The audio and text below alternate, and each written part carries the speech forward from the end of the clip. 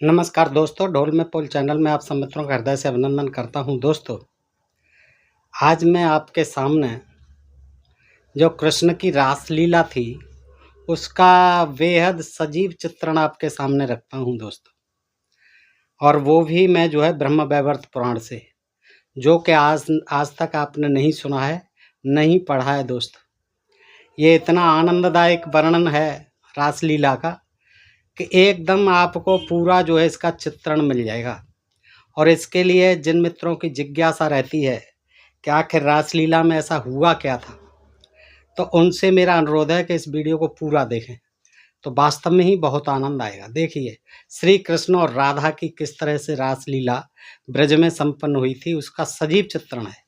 आइए दोस्तों देखते हैं कि देखिए, मुरली की तान छेड़ दी है श्री कृष्ण भगवान ने, और मुरली की ध्वनि को सुन करके बेहोश हो जाती हैं, शुद्ध बुद्ध खो देती हैं सारी गोपिकाएं ब्रज की।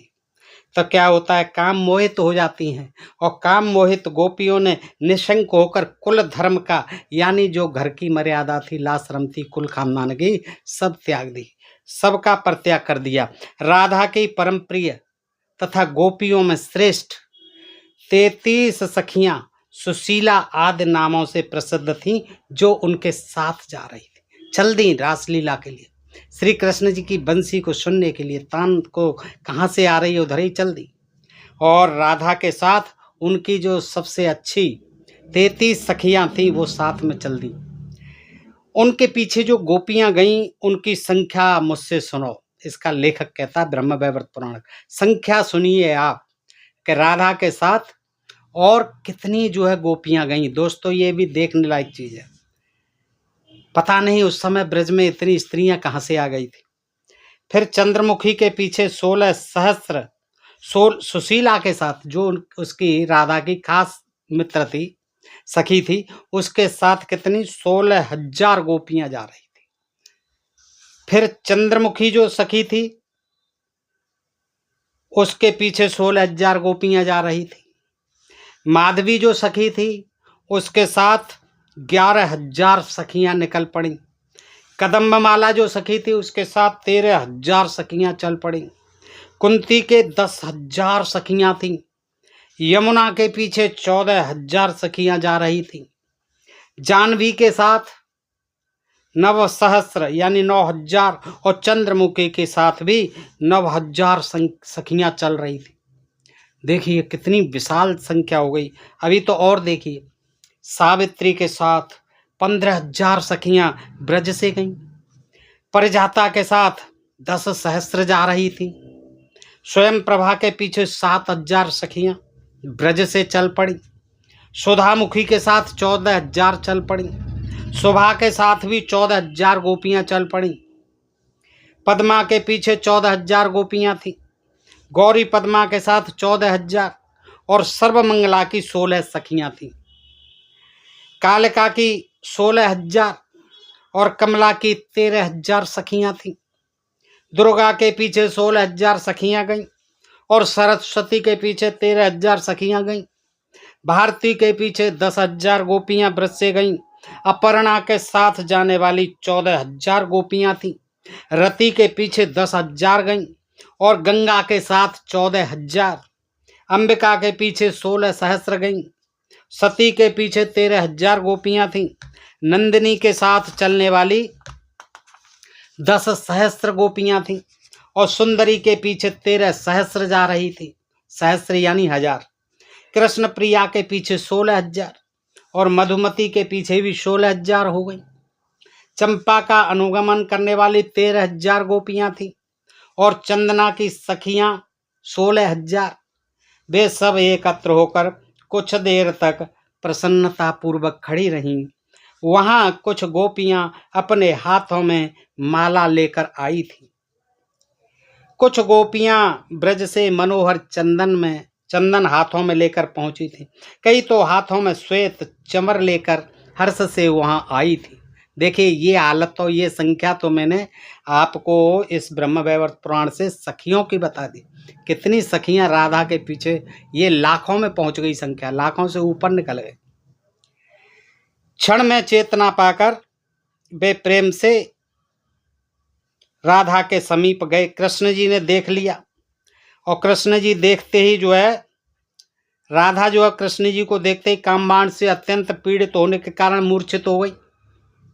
उनके सारे अंग पुलकित हो उठे, वे सुध बुध खो बैठी।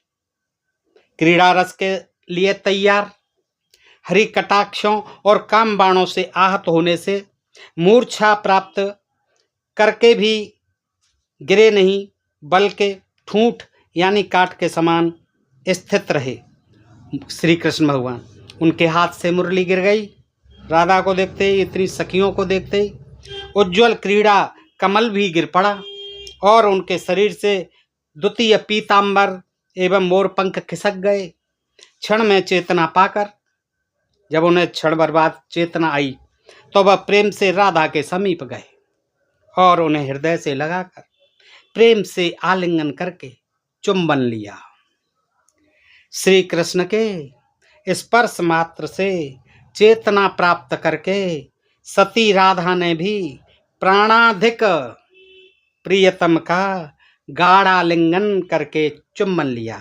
यानी इन दोनों का आदान प्रदान हो गया और चुंबन भी हो गए।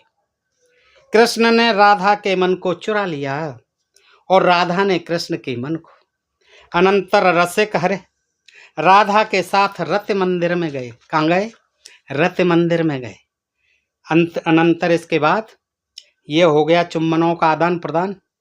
और इसके बाद जो है रसिक हरि राधा के साथ, राधा से बोले कि चलो रत के मंदिर में चलते हैं। अब रत का मंदिर तो आप जानते ही हो, वहाँ रतन के दीपक जल रहे थे। राधा के दिए हुए पान को वहाँ पहुंचकर रत मंदिर में मधुसूदन ने खाया पान को, और कृष्ण के दिए हुए पान को रासेश्वरी ने हर्ष से खाया। रासेश्वरी यानी राधा ने।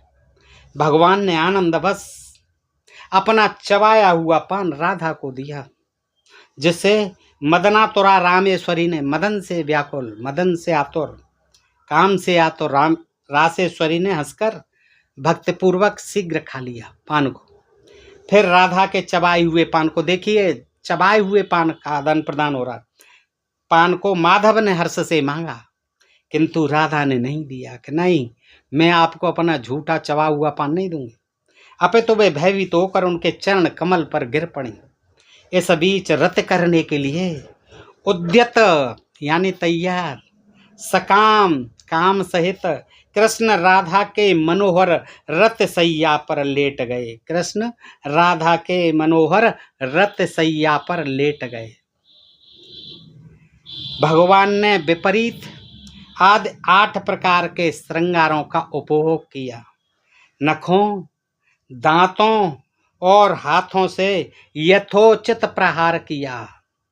राधा के शरीर पर श्रृंगार भी किया अपने हाथों से, और श्रृंगार के समय ही नखों से यानी नाखूनों से, दांतों से, हाथों से यथोचित प्रहार किया शरीर पर। काम शास्त्रों में कामनियों के मन को हरण करने वाले जो गोपनीय 8 प्रकार के चुंबन बताए गए हैं, उन सबको रसिकेश्वर ने किया। रसिकेश्वर थे, वो जानते थे कि चुंबन कितनी प्रकार के होते हैं। 8 प्रकार के। हम और आप तो दोस्तों केवल एक ही तरह का चुंबन जानते हैं, लेकिन कृष्ण भगवान ने वहाँ 8 प्रकार के चुंबनों का उपयोग किया राधा के साथ। कामातुर हरि ने राधिका के अंग प्रत्यंगों से अपने अंग प्रत्यंगों को सटाकर काम की स्त्रियों के लिए सुखप्रद आलिंगन किया। समझ रहे होंगे दोस्तों, कामातुर हो रहे थे हरि, और उन्होंने राधिका के अंग प्रत्यंगों से अपने अंग प्रत्यंगों को सटाकर काम की स्त्रियों के लिए सुखप्रद आलिंगन किया। वे दोनों श्रृंगार निपुण और काम शास्त्र के उत्तम पंडित थे। काम शास्त्र के, सेक्सोलॉजी के उत्तम पंडित थे दोनों। कौन? राधा और कृष्ण। श्रृंगारों में भी निपुण थे, श्रृंगार करने में। अतएव दोनों का रत युद्ध विराम नहीं ले रहा था। अतएव दोनों का रति युद्ध विराम नहीं ले रहा था। श्लोक नंबर 75 है ये। इसी प्रकार प्रत्येक रमणीय ग्रह में अनेक शरीर बनाकर हर ने अत्यंत रमणीय रास मंडल में गोपियों के साथ रमण किया।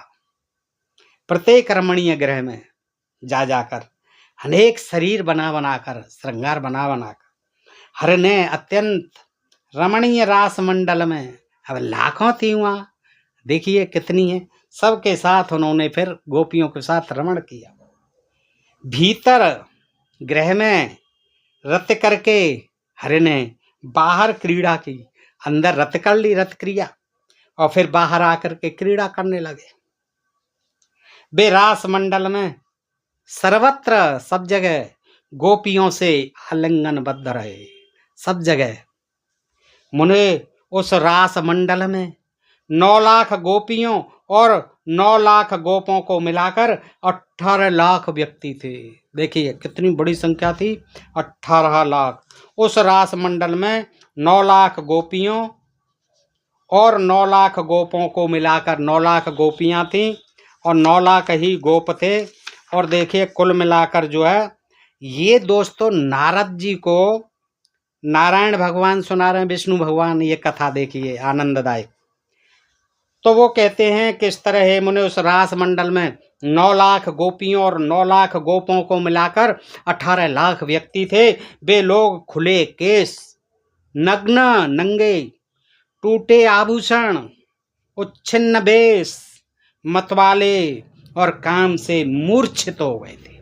सभी की ये हालत थी, मूर्छित हो गए, खुले केस थे सबके, नग्न शरीर थे, टूटे आभूषण थे, सारे आभूषण टूट चुके थे और उच्छिन्न वेश थे उनके, और मतवाले काम से मूर्छित हो गए सभी। उनके कंकणों, अब ये विष्णु जी भी देख रहे होंगे तभी तो बता रहे हैं। और वैसे कहते हैं कि विष्णु जी तो कृष्ण जी तो खुद विष्णु जी के अवतार थे। अब देखिए विष्णु जी नारायण भगवान सुना रहा नारद जी को आनंद आ रहा है। तो उनके कंकड़ों, किंकड़ियों, चूड़ियों और उत्तम रत्नों के बने नूपुरों की सतत ध्वनि हो रही थी। देखिए नूपुर बज रहे थे, सतत ध्वनि हो रही थी जो कि उत्तम रत्नों के बने हुए थे। अब ऐसे आनंद में नूपुरों की तो ध्वनि सतत आएगी। इस प्रकार स्थल क्रीड़ा करके वे लोग फिर जल में गए कि चलो अब स्थल क्रीड़ा खत्म करो, इसका समापन यहीं करो, अब चलो जल क्रीड़ा करते हैं, जल विहार करते हैं, जल में आनंद लेते हैं। स्विमिंग पूल पर पहुंच गए। अब उस समय का स्विमिंग पूल जो है उनका तो यमुना नदी थी दोस्तों, यमुना नदी पे पहुंच गए। वहाँ चिरकाल तक फिर जल में क्रीड़ा करके, चिरकाल तक, लंबे समय तक क्रीड़ा करके थक गए। तब शीघ्र जल से निकलकर वस्त्र पहनकर उत्तम रत्नों के दर्पणों में अपने अपने मुख कमल को सभी देखने लगे। और कोई कामातुर गोपी कौतुक बस कृष्ण को बलपूर्वक खींचकर हाथ से बंसी छीनकर वस्त्र खींचने लगी कि जा कहाँ रहे हो, अभी से कैसे थक गए, क्या करने लगी। कोई कामातुर गोपी कौतुक बस कृष्ण को बलपूर्वक खींचकर हाथ से बंसी छीनकर वस्त्र खींचने लगी। श्लोक नंबर 85। सब हिंदी पढ़ रहा हूँ दोस्तों। काम में मतवाली किसी गोपी ने माधव को नग्न करके उनका पीताम्बर ले लिया। देखिए खींच डाला पीताम्बर, नग्न कर दिया श्री कृष्ण को मतवाली गोपी ने, और परिहास करके उनका वस्त्र पुनः लौटा दिया। लो संभालो महाराज, एक युक्ति सुनो। ऐसा कहकर किसी गोपी ने स्वामी को पकड़कर उनको गाल को और बिंब फल के समान लाल ओष्ठ को चूम लिया और बार बार आलिंगन किया। उनको पहले तो कहा एक युक्ति सुनो, एक बात सुनो महाराज, कहाँ जा रहे हो। ऐसा कहकर किसी गोपी ने पकड़ा कृष्ण को और पकड़ करके उनके गाल को और उनके बिंब फल समान लाल ओष्ठ को चूम लिया और बार बार फिर आलिंगन किया। कोई मुस्कान तथा कटाक्ष के साथ अपना उन्नत उरोज तथा सुललित नितंब दिखाने लगी। देखिए क्या आनंद ले रहे हैं श्री कृष्ण भगवान, क्या करने लगे। कोई मुस्कान कटाक्ष के साथ अपना उन्नत उरोज और सुललित सुंदर नितंब दिखाने लगी। कोई स्वामी को हाथ से पकड़कर अपनी श्रोणी पर बैठाकर मालती माला द्वारा उनकी चूड़ा बनाने लगे। किसी ने उनकी चूड़ा खींचकर उसमें मोर पंख लगा दिया, किसी ने उनकी चूड़ा में गुंजा की माला लपेट दी, किसी ने प्रेम बढ़ाने के लिए कामबस स्वामी को दिया, किसी ने किसी गोपी को खींचकर कामबस नग्न करके कृष्ण के चंदन चर्चित गोद में भेज दिया। हाँ, ऐसा भी कर रही हैं आपस में। चल नग्न हो जा, उसे नग्न किया सखी को और कृष्ण के चंदन चर्चित गोद में भेज दिया। जा गोद में बैठ श्री कृष्ण जी की। कोई काम बस कांत को आगे करके नाचने और गाने लगी, कोई कृष्ण को भी बलपूर्वक नचाने लगी। कुतूहल बस कृष्ण ने भी किसी गोपी का वस्त्र खींच लिया और किसी को नग्न करके उसका वस्त्र किसी दूसरी को दे दिया। फिर कृष्ण ने राधा को खींचकर छाती पर बैठा लिया, उनके केस पास को संवार कर, कहाँ बैठा लिया? छाती पर राधा। उनके केस पास को संवार कर चंदन का अत्यंत सूक्ष्म चंद्रमा बना दिया। सुंदर कपोल पर सुललित पत्र की रचना की, कपोलों पर। फिर भूषणों से भूषित करके चंदन का लेप और मालती की माला देकर बार बार राधा का चुंबन किया। सुंदर नेत्र कमल में अंजन लगाया, नासिका के मध्य में गज मुक्ता पहना दी। गज मुक्ता कहाँ पहना दी? नासिका के मध्य में गज मुक्ता पहना दी। नितंब प्रदेश और स्तनों पर नखत छेदन किया, नाखूनों से छेदन किया। कहाँ? नितंब प्रदेश और स्तनों पर। श्लोक नंबर 100। प्रददो नासके मध्ये दुर्लभम गजमौक्तिकम श्रोण देशे च स्तरीयोन्नम नक्षद्रम चकारः चकार दंत दलनम पक्वम बिंबाधरे बरे सरसस्य तटे रम्ये पुष्पोद्याने सुनिर्जने कृत्वाम क्रीडा पुनरपि जगाम रासमंडलम रासेश्वर पूर्ण रासम चकार रासमंडले अभय चंद्रोदय रम्ये पुष्प चंदन चर्चिते अगर चंदनाक्तेन वायुना सुरभिकृते। नितंब प्रदेश और स्तनों पर नखत छेदन किया, उत्तम और पके बिंब के समान अधर पर दांत काटा। सरोवर के रमणीय तट पर अत्यंत निर्जन पुष्पोद्यान में क्रीड़ा करके पुनः रासेश्वर कृष्ण रासमंडल में गए और उन्होंने पूर्ण रास किया। श्रृंगार से विरत होने पर पुनः उनमें चेतना आई।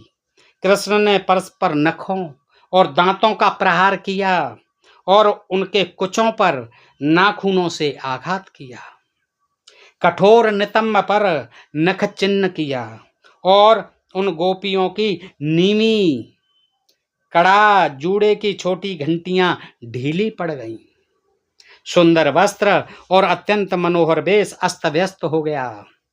रस के स्वर कृष्ण ने हर्ष से उनका 9 प्रकार का आलिंगन, कितने प्रकार का? 9 प्रकार का आलिंगन, 8 प्रकार का चुंबन और 16 प्रकार का श्रृंगार किया। स्त्रियों के अंगों से अपने अंगों को, अपने प्रत्यंगों से उनके प्रत्यंगों को सटाकर कामुक ने कामकियों का प्रेम पूर्वक आलिंगन किया। नारियों की 16 कलाएं होती हैं और उसी प्रकार से श्रृंगार भी होता है। कला भेद से उसके भेद को काम शास्त्र वेत्ता जानते हैं। रस के स्वर ने 12 प्रकार का प्राकृत श्रृंगार किया और काम शास्त्र में जो निरूपण किया गया है उससे अधिक प्रभु ने किया। के आरंभ, मध्य और अंत में स्त्रियों के प्रीत्यर्थ जितना श्रृंगार करना चाहिए उससे भी अधिक प्रभु ने किया। गोपी के कंकण की रेखाओं और पैर के महावर से चिन्हित कृष्ण का शरीर उसी प्रकार सुशोभित हुआ जैसे गैरिक से पर्वत की शोभा होती है। कैसे? गोपी के कंकड़ की रेखाओं और पैर की महावर उनके शरीर पर लग गई और चिन्हित जगह जगह लग गई और उससे उनका कृष्ण का शरीर ऐसे शोभा दे रहा है जैसे गैरिक से पर्वत की शोभा होती है। इस प्रकार पूर्ण रास के होने पर रास मंडल में अनुचरों और परिवारों के साथ सभी देवगण कौतुक बस पहुँचे। हो सारे देवता भी आ गए रास मंडल में। वे सोने के रथों पर आसीन होकर के आए और अपने गणों से घिरे हुए थे। वे काम के बाणों से अत्यंत पीड़ित और सर्वांग में रोमांचित हो गए। वो भी रोमांचित हो गए और काम से पीड़ित हो गए। सारे देवता सोने के रथों पर चढ़ चढ़ के अपने गणों के साथ वहां आ गए। शंकर के देखिए शंकर जी भी आ गए। शंकर के वाम भाग में महाकाल थे और दक्षिण में नंदकेश्वर, सामने कार्तिकेय और स्वयं गणेश देव थे। उन दोनों के चारों तरफ सभी पिंगलाक्षाद पार्षद गण थे। सभी क्षेत्रपाल आदि और आठों भैरवेश्वर भी थे। सारे आ गए। इंद्राणी के साथ इंद्र, रोहिणी के साथ चंद्रमा, स्वाहा के साथ अग्नि और संज्ञा के साथ सूर्य विराजमान थे। सब आ गए आनंद लेने के लिए। आकाश में स्थित होकर ये सभी लोग आकाश में से देख रहे थे। रास क्रीड़ा समेत रास मंडल को देख रहे थे कि ये क्या चल रहा है कृष्ण जी का रास लीला।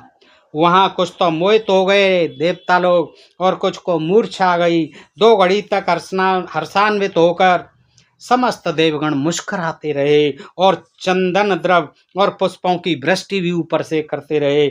मुनीश्वरों ने कस्तूरी युक्त मालाओं की वर्षा की। रास को देखकर देवों की पत्नियां काम बाण से अत्यंत पीड़ित हो गईं। काम देवताओं की पत्नियां भी कामदेव से पीड़ित हो गईं और देवता भी पूर्णतः काम से पीड़ित हो गए। इधर पूर्ण ब्रह्म एवं सनातन कृष्ण ने स्थल पर रस का आस्वादन कर लेने के बाद राधा के साथ यमुना जल में प्रवेश किया। फिर घुस गए यमुना के जल में। सब कुछ रस का आस्वादन लेने के बाद श्री कृष्ण रूप धारणी माया गोपियों के साथ गई। वे कामबाण से पीड़ित होने के कारण जल में सहर्ष क्रीड़ा करने लगी।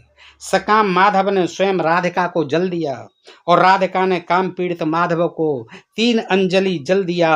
अनंतर भगवान ने राधिका का वस्त्र लेकर उन्हें नग्न कर दिया। जल में माला तोड़ दी और केश पास का बंधन खोल दिया। उनके ऊपर इतना जल उछाला कि उनकी सिंदूर रचना और वेश लुप्त हो गया। भौहें विचित्र हो गईं, ओठ का रंग और आंखों के काजल लुप्त हो गए। भगवान नग्न राधिका का समालिंगन करके, कैसी थी नग्न थी राधिका, वस्त्र खींच लिया जल में, तो भगवान नग्न राधिका का समालिंगन करके जल के नीचे चले गए। भीतर क्रीड़ा करके राधिका के साथ वहीं अव्यवस्थित हो गए। 139वां श्लोक है। ताम तन्नग्नाम समालिश्य निमज्जः जले हरि प्रकृत्याभ्यंतरे क्रीडां सुतस्थो च तया सह ताम च नग्ना दर्शितां गोपिकां क्रीडत्यान्नतामं सस्मितां प्रेरयामास दूरतो यमुना जले। क्रीड़ा से झुकी और मुस्कुराती हुई नग्न गोपी राधिका को जल में उनका स्वरूप दिखाकर यमुना जल में ले गए। राधिका ने भी बड़े वेग से उठकर कृष्ण को बलपूर्वक पकड़ लिया और उनकी मुरली छीनकर क्रोध से दूर तक खींच ले गई। उनका पीताम्बर छीनकर उन्हें भी नग्न कर दिया। उनकी बनमाला तोड़ दी और बार बार उन पर जल उछालने लगी। पुनः हरि को खींचकर अधिक जल में ले गई। मुने, अब देखिए नारायण जी कह रहे हैं, नाराज जी सोता नहीं गए, जगह आनंद लीजिए। मुने, तब जगतपति कृष्ण अथाह जल में डूब गए। फिर माधव ने शीघ्र उठकर राधा को पकड़ लिया और हंसकर नग्न राधिका को छाती से लगाकर बार बार चुम्बन किया। इस प्रकार कृष्ण की उन सभी मूर्तियों ने गोपियों के साथ कौतुक बस मनोहर यमुना तीर के नीर में क्रीड़ा की। अनंतर नग्न कृष्ण नग्न राधिका के साथ तट पर गए। दोनों ही नंगे नंगे आ गए तट पर गए। वहां राधा उनसे वस्त्र मांगने लगी और वे मुस्कुराती हुई सती राधा से वस्त्र मांगने लगे। दोस्तों यहाँ देखिए, एक ध्यान देने की चीज़ है। यहाँ राधा को नग्न कर दिया जल के अंदर, स्वयं भी नग्न हो गए, राधा ने उन्हें कर दिया और दोनों ही नग्न जो है उसमें देखिए विहार कर रहे हैं। और वहाँ कह दिया कि आपने वरुण देवता का जो है अपमान कर लिया, इसलिए वस्त्र नहीं मिलेंगे। वस्त्रों को लेकर के ऊपर चढ़। देखिए क्या लीला है कृष्ण जी। तब माधिका ने राधिका को वस्त्र और रमणीय माला दी और रासेश्वरी ने हर्ष से वस्त्र और बंसी ने उनके वस्त्र और बंसी दे दी। राधिका को वस्त्र और रमणीय माला दे दी और चंदन अगर और केसर युक्त कस्तूरी श्रोणा भाग पर बैठे श्री कृष्ण के सर्वांग शरीर में लगाया। फिर कामिनियों के चित्त को मोहित करने वाली सुंदर चूड़ा बनाकर उसे अंदर सुंदर मालती माला से बेष्टित कर दिया। तदुपरांत श्री कृष्ण ने भी राधिका का अति मनोहर जूड़ा बनाकर कुंडलों के संस्कार पूर्वक उनके कपोल पर पत्रावली यानी काम कला की रचना की। उनके भाल में कस्तूरी की बिंदी समेत सिंदूर लगाया और उसके नीचे अति सूक्ष्म और अत्यंत मनोहर चंदन चंद्रमा का निर्माण किया। उनके स्तनों, जंघाओं और छाती पर हर्ष से सघन नख चिन्ह बनाकर उन्हें अग्नि विशुद्ध वस्त्र पहनाया। पहले जो है जंघाओं पर, छाती पर, उनके स्तनों पर सघन नख चिन्ह बना दिए और फिर उन पर विशुद्ध वस्त्र पहना दिया। चंदन, अगर कस्तूरी और कुंकुम के द्रव्य से लेप लगाकर अपने वत्स स्थल पर लेकर बार बार चुंबन किया। पुनः आलिंगन करके गले में माला पहना दी। फिर आभूषणों से भूषित करके भूषण चरणों में नूपुर दे दिया। उनके चरणों और नखों में पुनः आलता लगाया। इस प्रकार भगवान के रूपांतर गोपों ने सभी गोपियों को पृथक पृथक सजाया। श्रीखंड और वन सबसे विलक्षण और अति विकसित केसर वन में भ्रमण कर 30 दिनों तक दिन रात कौतुक से रमण किया, तो भी मन नहीं भरा। 30 दिनों, 1 महीने तक कामनियों का काम भाव श्रृंगार से नहीं अघाता, बल्कि निरंतर बढ़ता ही रहता है, जैसे घृत की धारा से अग्नि। रास देखकर सभी देवगण, देवियां और मुनिवृंद आश्चर्यचकित होकर रस की प्रशंसा करते हुए अपने अपने घर चले गए। कामाग्नि के अंश से दग्ध यानी जली हुई बहुत सी देवांगनाओं ने, देवताओं की स्त्रियों ने हर के साथ श्रृंगार की लालसा लेकर भारत में महाराजाओं के घर घर में जन्म ग्रहण किया। यानी राजाओं के, महाराजाओं के घर में भी उन गोपियों ने जन्म लिया, क्योंकि उनकी जो है अभी इच्छा पूरी हुई नहीं थी, वो तो कामाग्नि के दंश से दग्ध हो रही थी। तो दोस्तों, ये जो है आपने देखा कितना रसिक, कितना विचित्र वर्णन इस लेखक ने किया है, जैसे कि ये बैठा बैठा खुद ही देख रहा हो।